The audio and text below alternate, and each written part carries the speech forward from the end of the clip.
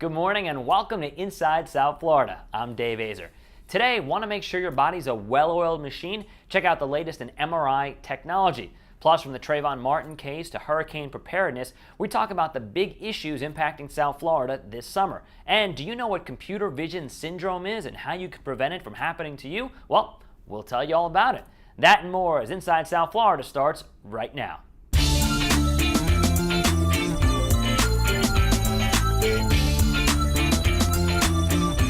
Well, if you're like most of us, you sit in front of your computer all day long, but are you actually damaging your eyes doing that? Well, here to talk about that and what you can do about it is Dr. Bill Trattler.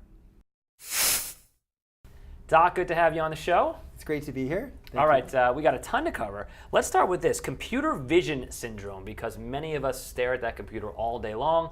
What is it? How do we avoid it? What do we do about it? Absolutely, it's so common because people are just staring at the computer, working really hard, and if you stare at the computer too long, people don't blink enough, and when your eyes are open, you get evaporation of your tears, and that leads to dry eye, fatigue, tiredness, and blurry vision.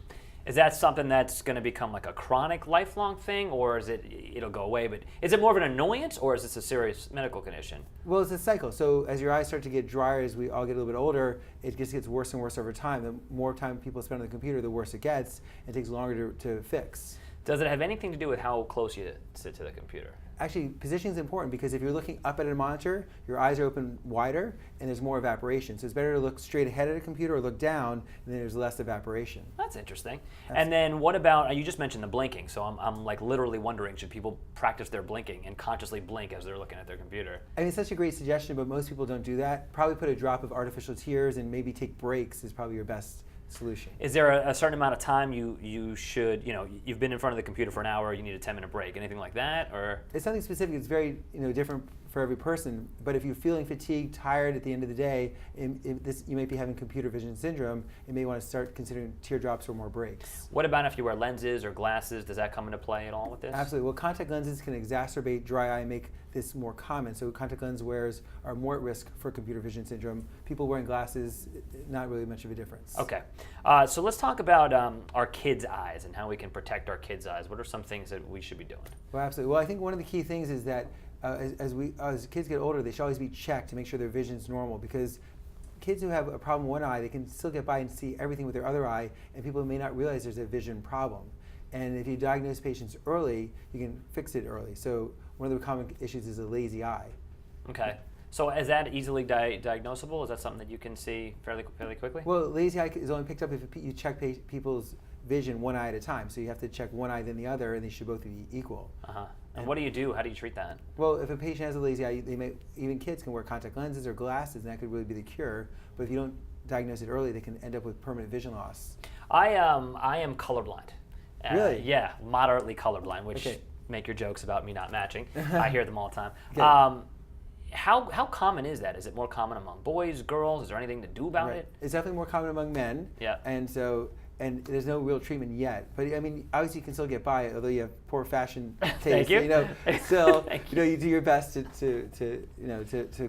work it out. I have had in my own personal story, and colorblind people can relate to this. I mean, literally, I've had Polaroids taken of like pants that I can wear with shirts, Really? and I've put them in my closet and not left the house until I've made sure that I've picked the appropriate clothes. Absolutely, that's a great suggestion. Yeah. So everybody, just take Polaroids. There you go. All right. So there's a lot more to cover. Let's get to the first bionic eye that I guess just got approved by the FDA. Absolutely. That's cool. Well, this is a game-changing technology because it's the first step to many future steps to really restoring patients who have gone blind. So basically, the technology is just you put this little implant behind the retina. It's electronic, and basically people wear these special sunglasses. It reminds you almost of the Google glasses. Mm-hmm. And the idea is that people who can't see, you're bypassing the retina and sending electric signals right to the brain.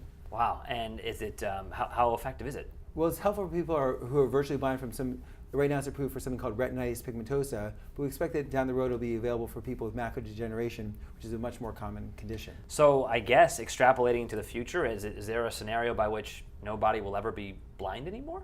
It's certainly a possibility. Clearly those people aren't seeing normally, but they can see colors and they can see shapes and get some general vision. But as things get better, as technology gets better, we expect you're going to be able to see more and transmit more through these electrodes. What is a better scenario to have? To be totally blind in one eye, or I guess maybe moderately in both eyes? Well, no, I mean, people function with their best vision. So if you have great vision in one eye and the other eye doesn't see well, you can still do everything in the world. So but if both eyes are compromised, you're in a more difficult situation. It seems so amazing to me. You know, you're immersed in the world every day in this world, so I don't know if it's the same feeling for you, but as an outsider, it just seems like there are so many advances, like incredible advances in your field. There is, especially ophthalmology, because vision is such an important part of our lives, and there's so much money invested in making new technologies. We're trying to cure the condition called presbyopia, which is when people over the age of 40 have difficulty reading, and technologies to make cataract surgery better. We just started with a laser for cataract surgery that I push a button, it does half of my surgery for me. Wow, you can go play golf. Yeah, almost, yes. Come back and it's done. Exactly. Any tips for people just to protect their eyes, some things that everybody needs to do? Well, I mean, I think it's really important that you wear UV protection. Wear sunglasses. It's just something that's helpful and to consider. Also, we find that omega-3s, like fish oil, actually seems to be very helpful for both preventing macular degeneration, which is a condition as we get older, but also for dry eye. So omega-3s are a common supplement that can be very helpful. And then to go back to the sunglasses, is it at all times? When it's overcast, you wear sunglasses, or really just when it's sunny out? I think more when it's sunny out, and just to protect your eyes in that situation. Okay, so you don't have to get crazy. Right, I mean, because one of the things that can happen is basically you can get cancer of the white part of your eye.